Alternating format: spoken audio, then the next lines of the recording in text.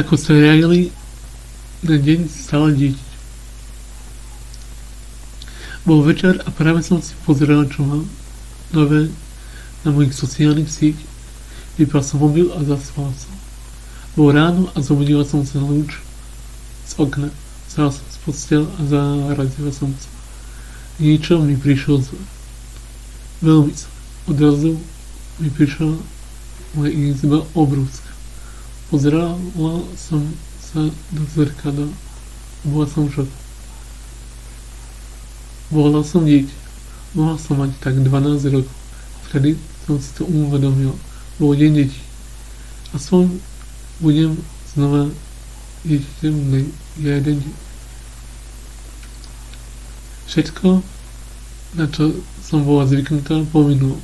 Takže som nechápala do svoje vtipy a dvojzmysel môjho tela bolo nevyvinuté. Takže som mohla robiť len to, čo robia deti. Takže som mohla len robiť to, čo robia deti. Pripadala som si tak mladú. Vybrala som cereály a zaliala ich mlieko. Potom som ich zohrial, vybral lyžičku a začal jesť.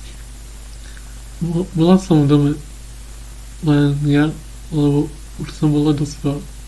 A teraz som bola dieťa. Dúfala som, že zajtra už budem dospelá, pretože je dneska deň detí. Pozeral som si rozprávky na Cartoon Network. Potom som si počúval rozprávky, keď už bol večer. Bola som unavená. Lahol som si na posteľ a zaspal som.